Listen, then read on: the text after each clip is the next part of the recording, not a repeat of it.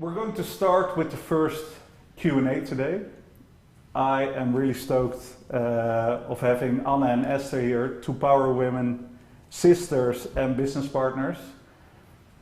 I've been studying their business for quite some time.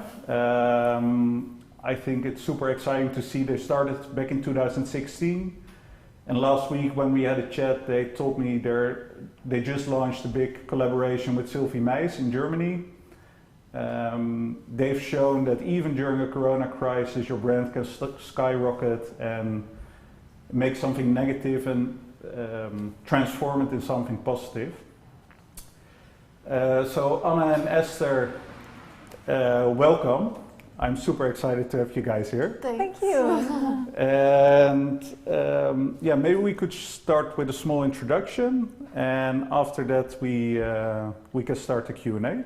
Of course, yes. We are Anna and Esther Vedder, and we are twins, and we are the owners and founders of exclusive personalized jewelry brand Vedder Vedder.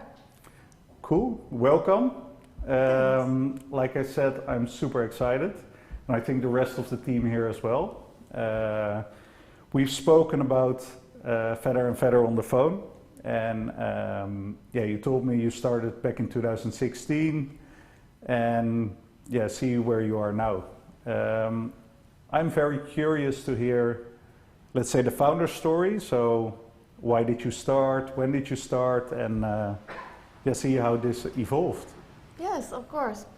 Yeah, we started Vedder Vedder in 2016, but jewelry was also always a big part of our lives, because when we were little, our mother gave jewelry workshops, so she brought us with her, and we were like 13 years old, I guess, and we had to sort out all the beads from the people who were in the jewelry workshop. Very boring. Yeah, it was very, but we loved it. We loved to do it. Yeah, so later on, when we moved to Amsterdam, we bought all her jewelry stuff, and we were taking workshops in Amsterdam.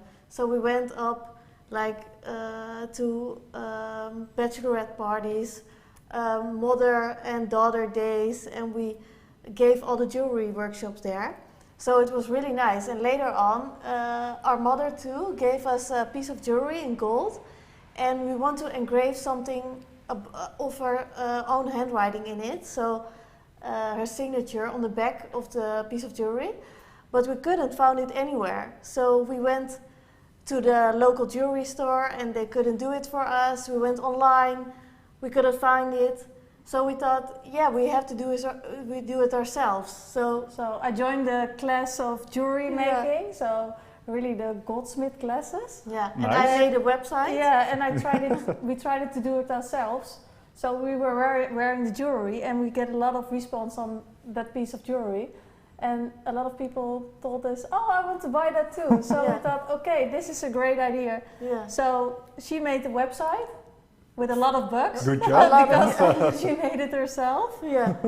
We had no money, so we had no money to hire someone who made our website or do our PR, so we did everything ourselves. And I think that evolved to where we are now. So. Yeah. But that's looking back from 2016, doing everything yourself, to 2020 being on top of the game. That's in 4 years. Yeah. I think well done. Thank you. Yeah. What has been, let's say, your biggest challenge during the 4 years you're running the business now? I think it's very difficult if you are growing very fast. Then you have to change your business all the time, and because we make all our jewelry ourselves, we have to keep on on days like Black Friday, we sell a lot of jewelry, so we have to make everything in-house, so that's a big challenge. So every year, we are preparing the whole year for Black Friday and the Christmas period to manage to make everything on our atelier. Yeah, so we have like 35 goldsmiths working for us, and they are all working closely together in Amsterdam on our office, in our atelier, with the marketing department and the customer service department. But every year on that kind of days is like a big hassle for us because it needs to be sent out in 3 days. Yeah. So And and it's a Christmas present can't be sent out on the 1st of January. So no, that's quite a challenge. yeah. But we hired like a great management team of four women who are all worked in big companies. So I think that's a tip from us too. So things you're not good at it, you have to hire people who do that for you eventually. Yeah. Get the right people on board to help you build your help us business. out. Yeah. So you can focus on the fun stuff, Yeah. the things you're good at. That's what we were doing all the time. Yeah. So now we are doing the PR, marketing, and the creative side of Vedder and Vedder again, and I think that's a good involvement to do that. Yeah, definitely. Mm-hmm.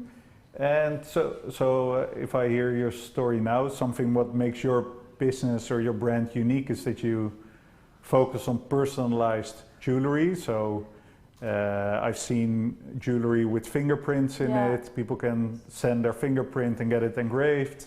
Signatures, names. Yeah, you name it, we can make it. Yeah. Everything.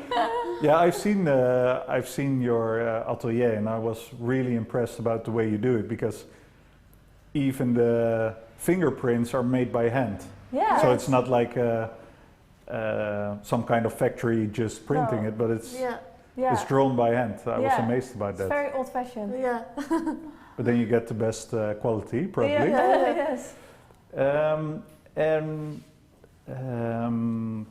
Yes. So recently, or now you're preparing for Black Friday, and of course, like last year, you're expecting a lot of orders. Yes. Do you then scale up your team with goldsmiths, or how do you try and manage it? Do you work around the clock, day and night?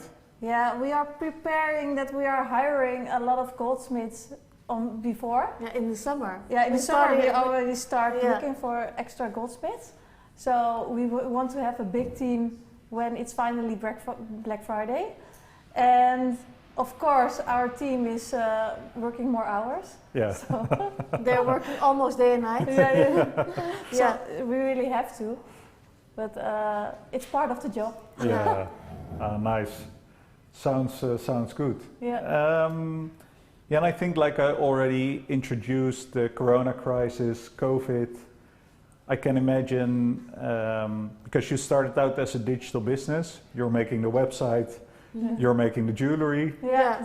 Back in 2016, I think there was already, of course, e-commerce, but if you start a brand, e-commerce first, that's quite a challenge, or a challenge to sell jewelry online without a brand that everyone knows. Everyone thought we were crazy. We are doing it only online. Yeah. Everyone said, "Oh, people want to feel the jewelry, try the jewelry on." So when we started, people say, "Why are you going to sell it online? You have to be in stores." Yeah. People don't buy jewelry online. And how was it the first, the first 6 months? I can imagine if you have a website, you build it yourself. Yeah. You've made some jewelry, put it online. It was terrible. At first, the family and the friends of you are going to buy some piece of jewelry because they want to support you. And so we thought, oh, this is going good, like the first month. And after that month, everyone had bought one. So the sales decreased a lot. Yeah. So we're waiting for every order, I think in the first month we received 5 orders. Yeah. So you can't build a business on 5 orders. Yeah. So we thought, okay, this is the end of our entrepreneurship. We have to get a job. Yeah. But after that month, we sold more and more jewelry. Yeah. So every month it gets better. Yeah. And I think a lot of people are quitting in that stage in the beginning. So, and we supported each other from, okay, this is our dream, we had to continue. So I think that's also a good tip to keep on going and never lose faith in yourself.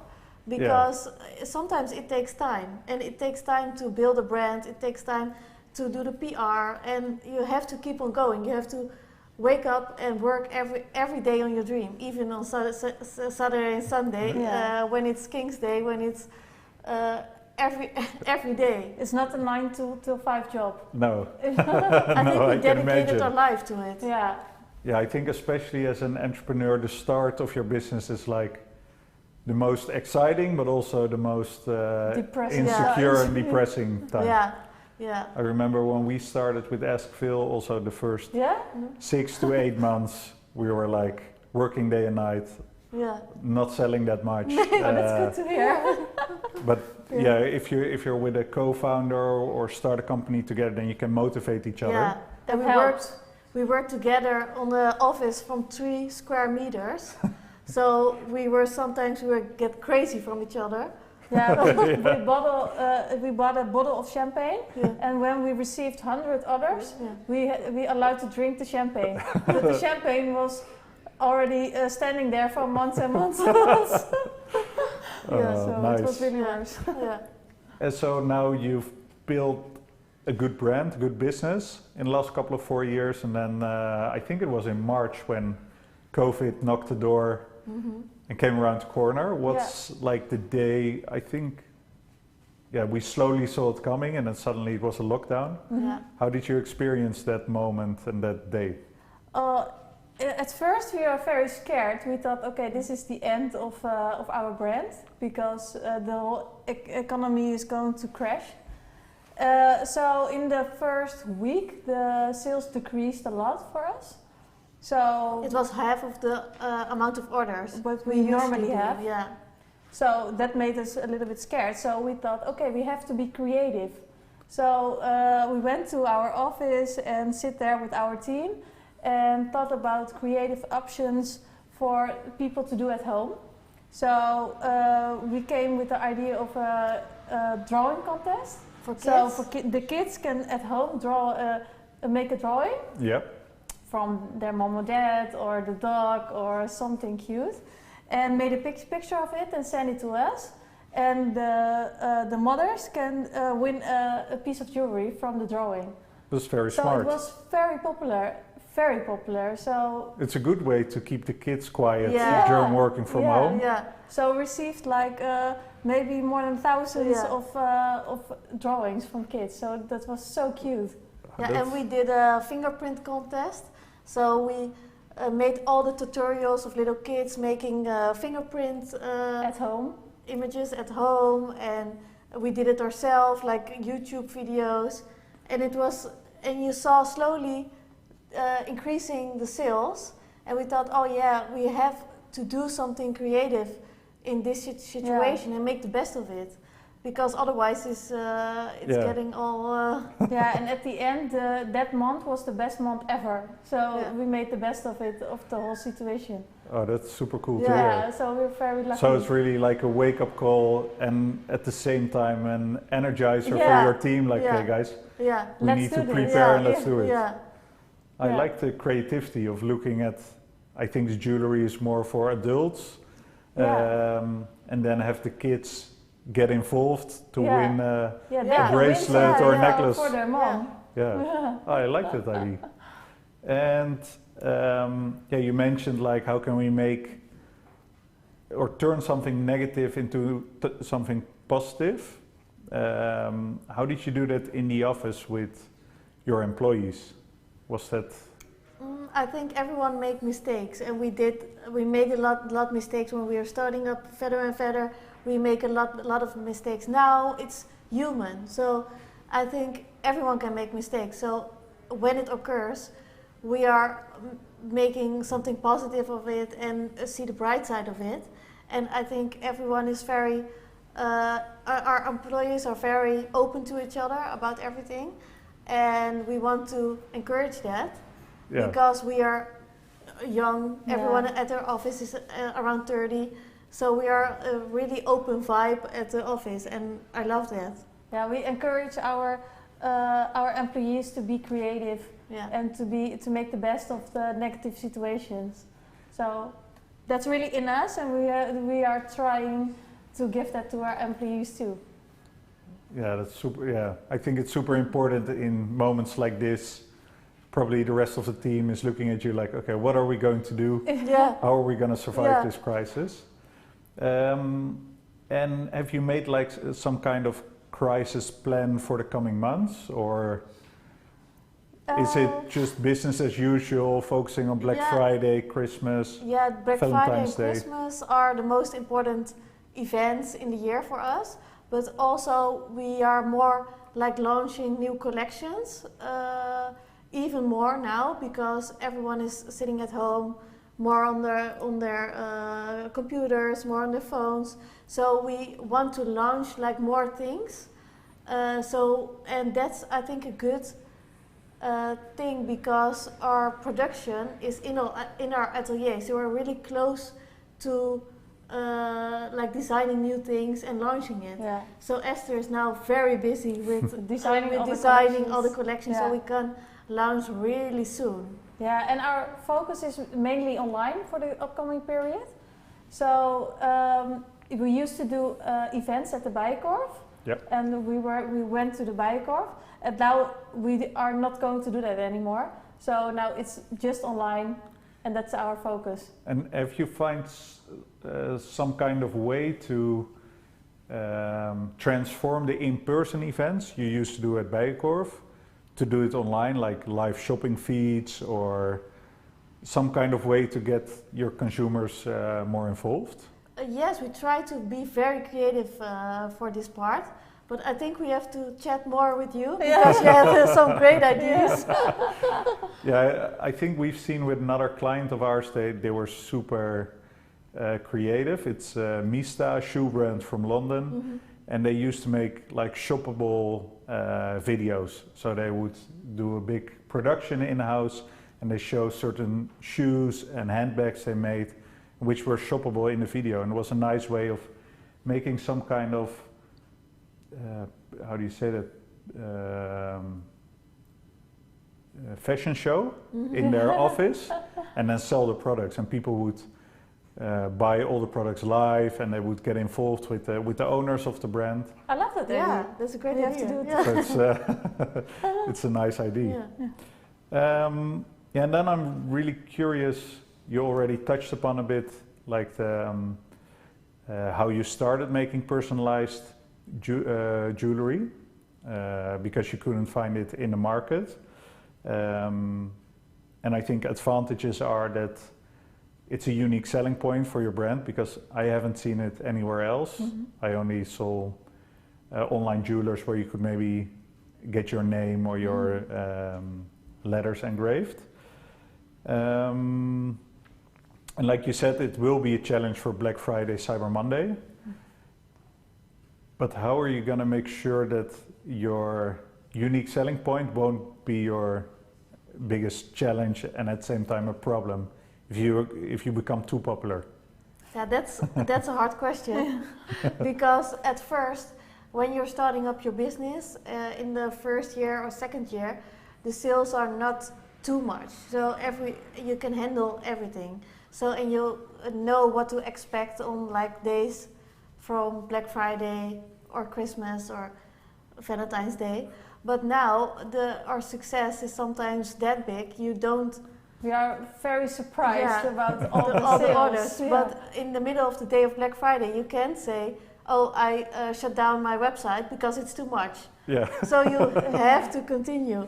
So I said before, we hired like really great people who are making.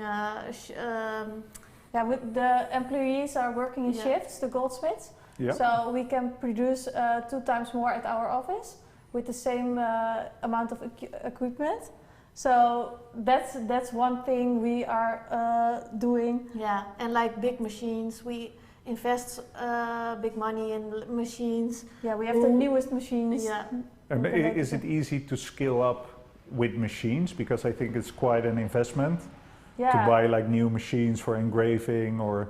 Yeah, it's a very big investment, but it's really important for our business because otherwise, if every step of the way has to be by hand, Yeah. It gets a really long process. So some things you have to be more fast. Yeah, we have to change to make it more faster.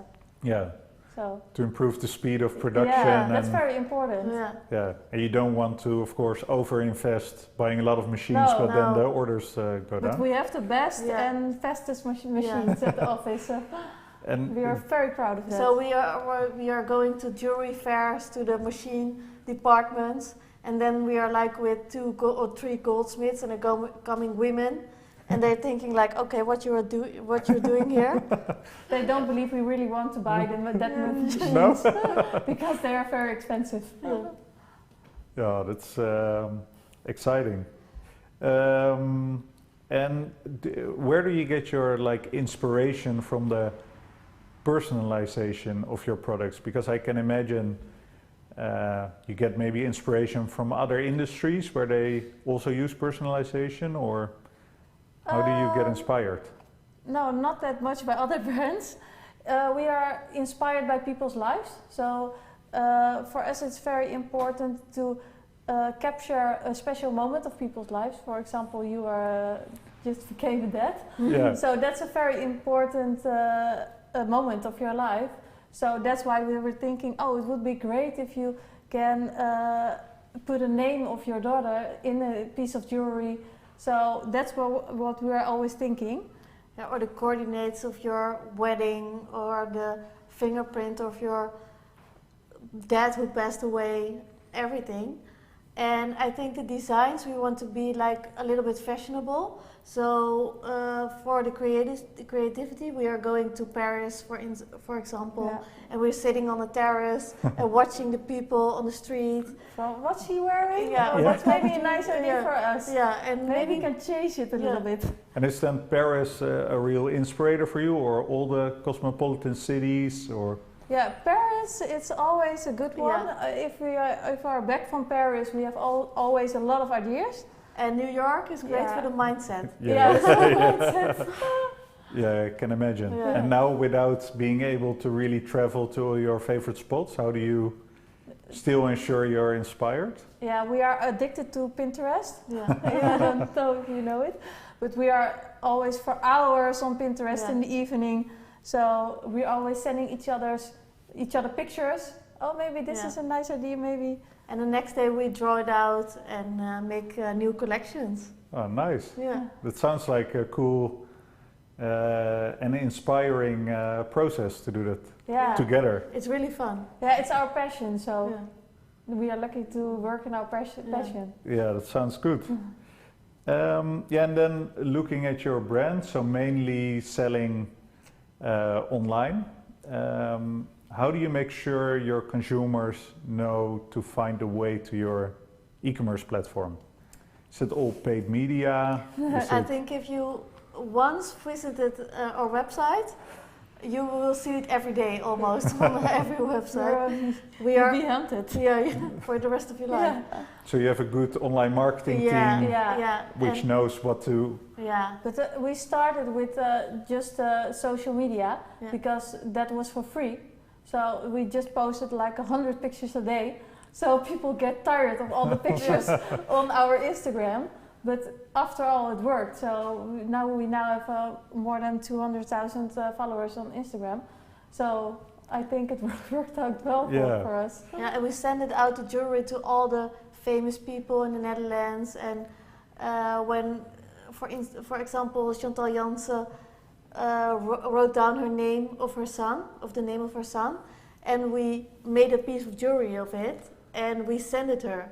And immediately she was so surprised, and she posted a picture of that piece of jewelry with our brand in it. Yeah, so that's great Yeah. free advertising. So you would do some kind of guerrilla marketing, Yeah. Yeah. just sending proactively nice presents Yeah. to influencers and then hopefully get them Yeah. posted. Yeah, because the last thing we wanted it was to get a normal job again. So we thought we have to make this work. Yeah. What did you actually do before starting this business? I totally forgot to ask.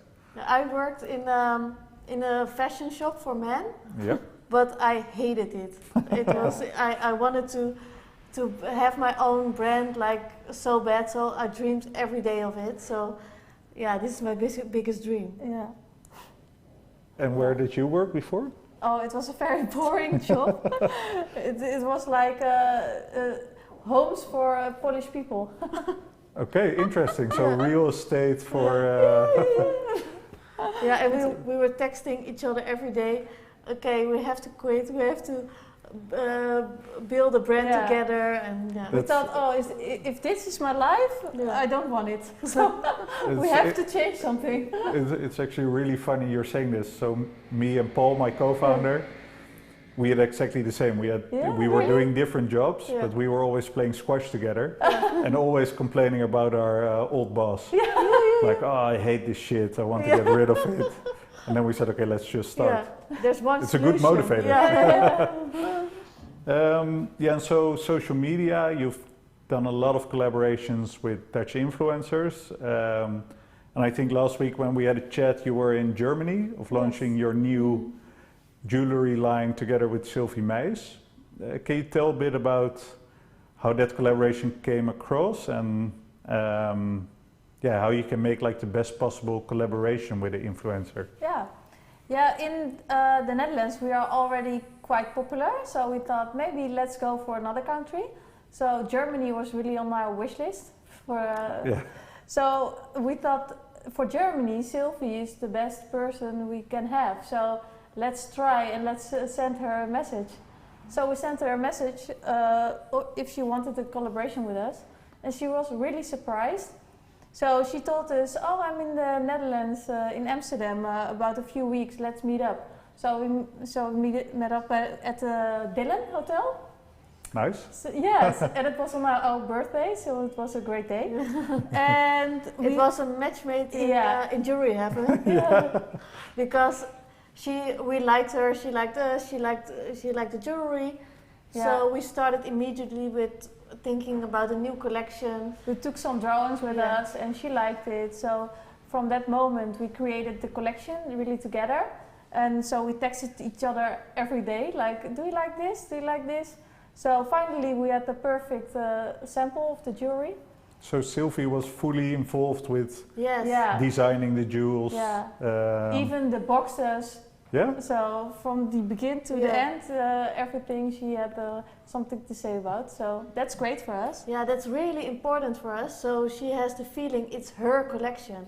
So when we had the launch for the press and stuff in Germany, she was truly saying everything out of her own experience and not like some press talk for the German Dutch press. So I think that's very important for us. Yeah. Cool. And so now you've launched the new jewelry line in Germany as well as in the Netherlands. How do you see, like, if you compare the sales with Germany and the Netherlands, is there a difference or is it all quite even for the Sylvie line? In Germany, they like to spend more money on jewelry. That's a good thing. Yeah, and I think the German people are a little bit more into stones and gold and a little bit more glamorous.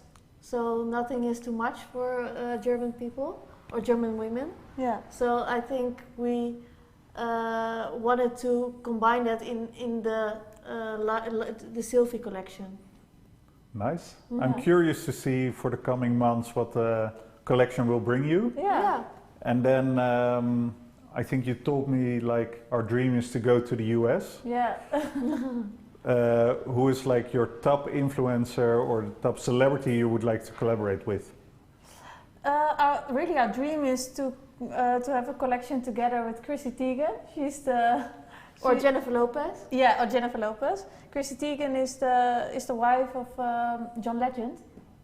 Maybe you know. So hopefully she's watching today, Chrissy or Jennifer. Yeah, otherwise. So that's our dream. Yeah. And when is it going to happen? About 2 years. Yeah, 2 years. Yeah. Nice. Yeah, Give us 2 years. Yeah, I will keep an eye out on it. And we tell you everything about it.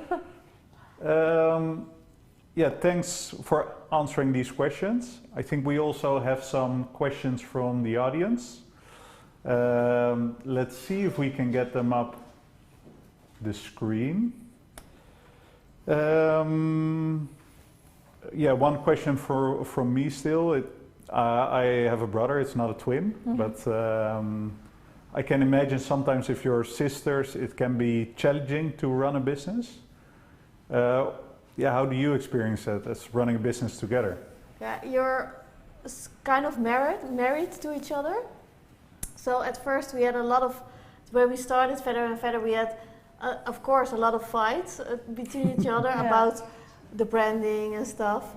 But now when you're getting bigger and the company is getting bigger and bigger, you get your own department and people working for you. And and we're just honest to each other now. Yeah, we are very, because you're sisters, you can be very honest to each other. Yeah. So I think it keeps us sharp. Nice. To be the best version of ourselves. So no challenges, it's mainly like making it better together. Yeah. Now we're nice for each other. Complementary.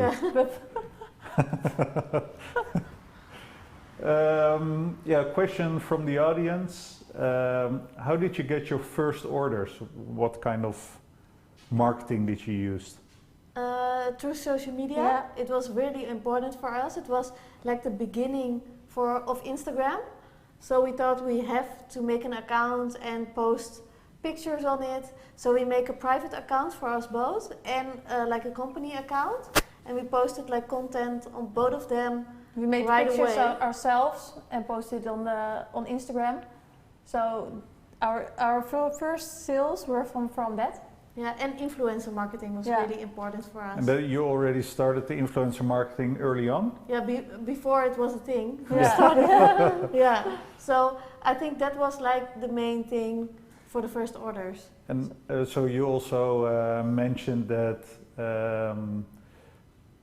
the first orders were from friends and family. I think for most businesses that's where you want to test the product, the quality, how they like it. Did you also see referrals coming from that, so that your family would tell to another friend, oh, you have to go to Vedder and Vedder to get your jewelry? Yeah, but not that much, I think. No. I think it's very important, referrals.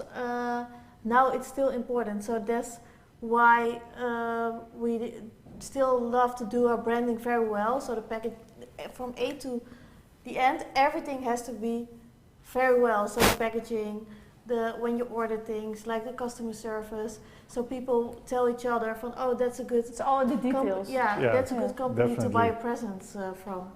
And I think that's also the strong point of being a D2C brand, having your own customer service, your own packaging, and not selling through bol.com. Yeah, have a bol.com packaging around it. We make the customer service also very personal.